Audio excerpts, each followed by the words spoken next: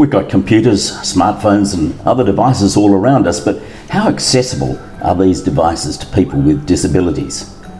Dr Scott Hollier's lived experience with disability has led to him gaining some valuable insight into accessibility issues. So much so that he now runs a not-for-profit organisation that's dedicated to improving the digital experience of people with a disability. Let me introduce you to Dr Hollier. I'm Scott Hollier, grew up in Kalamunda, had a pretty, I think it would be a normal upbringing as a child living in the hills of Perth.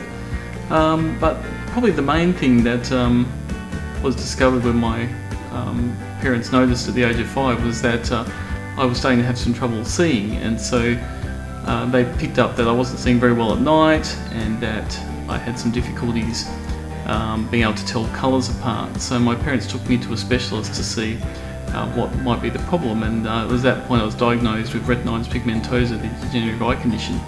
And this was understandably a bit of a surprise for my parents, but what's been really fortunate going forward is that I was always raised to play with the cards you dealt with and make the most of it, and so all through my life I've worked to try to achieve as much as possible and really focus on independence. And so yeah, I've really been quite fortunate with my upbringing, even though I've got a degenerative eye condition. The eye condition I've got is called retinitis pigmentosa, so in my particular case it means I've got very narrow tunnel vision, so I can sort of just see my hands just at the very edge of, just right in front of my face.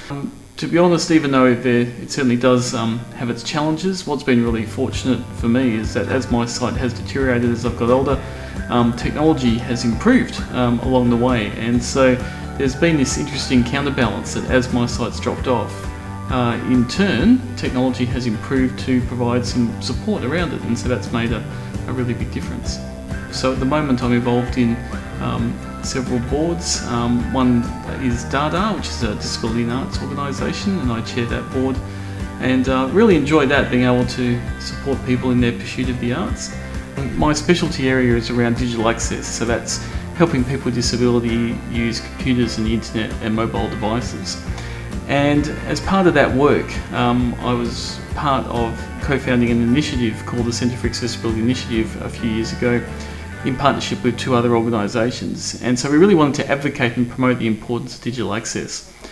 When I look onto something different that I haven't used before, it is quite hard to understand it. Then last year we launched Australia's first Access Award. So this was about promoting organisations that do particularly good work in this space, making sure that their website snaps are designed to an international standard. And because that did progress so well, we decided that we'd try and turn the organisation into its own dedicated not-for-profit. Quite a year to start a new organisation, but yeah, the board have persevered, and it's been a really exciting journey to see the organisation come together. And just a few months ago I was appointed its inaugural CEO, so really excited about the journey that the organisation's on to advocate and promote the importance of digital access. There's heaps of sites, but they just have to be easier to use.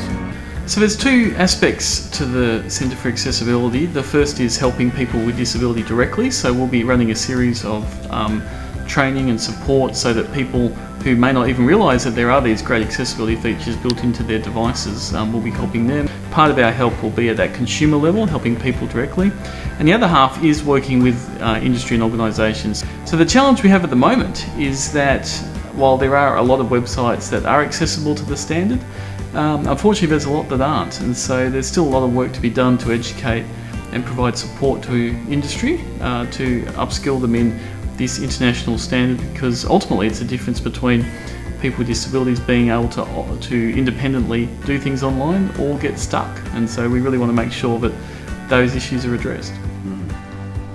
Dr Hollier has indicated that there are already many accessibility features available to us, but we don't always know what they are and how to use them.